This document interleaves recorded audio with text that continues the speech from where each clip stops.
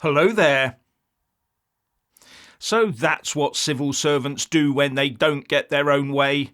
Sob like some sort of spoilt child.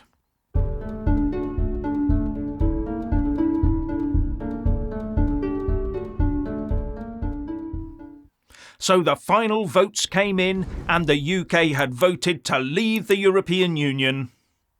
And the civil service chose that moment to implode into crying. Just shows you how the selection process for civil servants had become so corrupted. A closet, good Europeans only need apply, was obviously enforced throughout the Whitehall HR departments. And this was brought to light by Lord MacDonald, a former Foreign Office Permanent Undersecretary. He said that he had to console his department as they mourned the 2016 Brexit vote. And he also comforted his fellow top Whitehall mandarins by telling them that he voted Remain as well.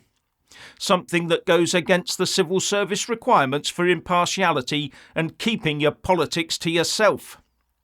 Is this the same Lord MacDonald that sent out a gloating tweet the day Boris left number 10 for the last time, saying it was a good day?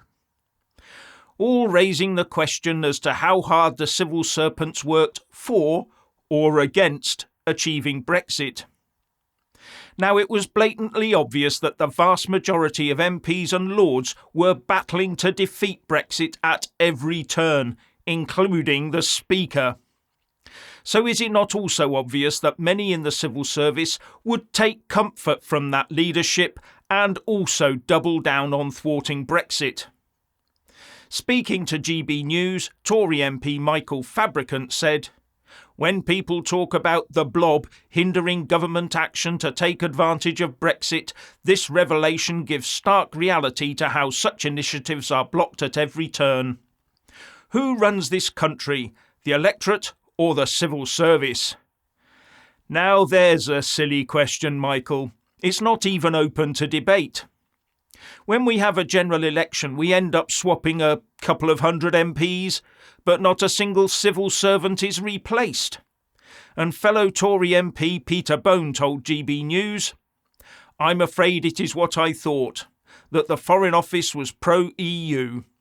It also explains why it took so long to leave after we had voted to do so in the referendum." Basically, the civil service, in collusion with pro-EU UK politicians, foisted the worst possible deal they could manage onto us. And former Tory MEP David Campbell Bannerman is quoted as saying, "I think it says everything about how Whitehall has become politically corrupted and is no longer fit for purpose. That and Sue Gray and multiple other examples." Adding, "They have deliberately opposed and defied delivering Brexit benefits. It's not their job to go against the overwhelming democratic mandate." Well, as it's now obvious to all that it's the uncivil non-service that runs the country, maybe we should have the chance to elect them at every general election as well. Or have our elected ministers appoint their own heads of department, like they do in the US. Because it's no good claiming anymore that that would politicise the civil service, because it already is politicised, and politicised against the will of the people. Let's have people in place who will do the bidding of the people. We would definitely have had a much better deal had that been the case. And the Remainer rejoiners are exploiting this to try and damage the UK even further. And that leads me on to the last night of the proms. Because the last night of the proms waving of EU flags is still sparking heated debate. Well, that bit of flag waving did cause a lot of people's blood pressure to rise a notch or two. We normally expect to see the Union Jack proudly on display, but this year it was apparently hijacked by a sea of another Union flag, that of the European Union. And a lot of Brexiteers, traditionalists and patriots got a bit hot under the collar. And I own I did get a bit irked myself. It just seems very strange to me that people can't put that aside and just go with the traditional flow of celebrating Britishness. But of course that is exactly what the pro-EU types totally reject: Britishness. They generally want us to be totally subsumed by Brussels, to lose our national identity and become a mere county council area of the EU. They don't seem to care who controls the UK as long as it isn't the people of the UK alone deciding their own fate. And judging by rejoiner pronouncements on social media, they do want the UK to rejoin the EU, but somehow forget to mention that would result in the UK having to ditch the pound sterling for the euro, join the Schengen area, not have the Thatcher rebate, so our membership fee would just about double in real terms from what it was before. The ECB would set our interest rates for us, and it would set it for the benefit of the Eurozone as a whole, and we would be forced to follow, even if it actively damages our own economy. The rejoiners never mention any of that, or they try to deflect away from it. And the EU has moved on since Brexit. They are now actively talking about removing more vetoes. That means removing the right of one member state to stymie EU plans that could potentially damage them. And the move towards an EU defence force, of course, where Brussels would determine how and when our armed forces are deployed. Anyway, some ardent Brexiteers demanded an inquiry into the flag waving and want to see EU and maybe other national flags banned from the event, sparking responses from the rejoiners that this proves the Brexiteers don't believe in the freedom of expression.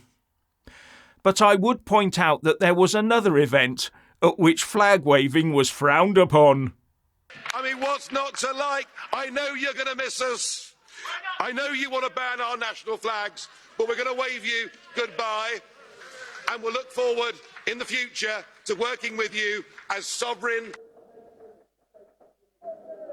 If you disobey the rules, you get cut off.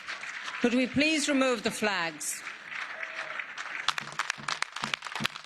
Mr. Farage, could we remove the flags, please? That's it, it's all over. Finished. We've gone. Could I please ask for quiet?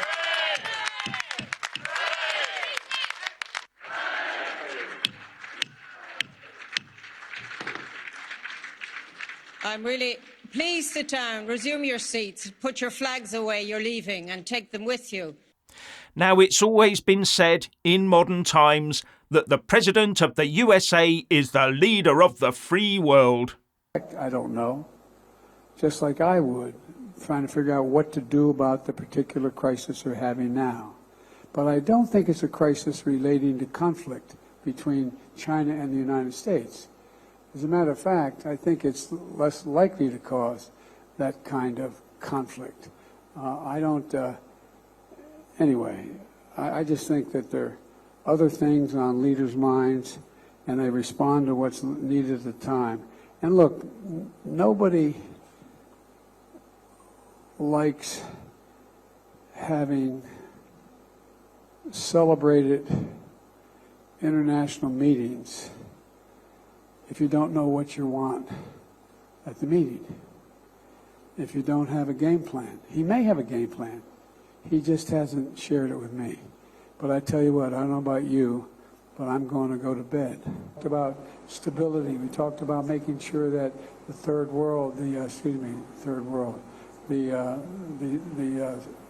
Southern Hemisphere had access to change it, had access. It wasn't confrontational at all. Thank you, everybody. This ends the press conference. Thanks, everyone. Thank you. Leader of the free world. Well, I would call that out as a lie. So who is the leader behind the scenes? And it's definitely not his VP, Kamala Harris.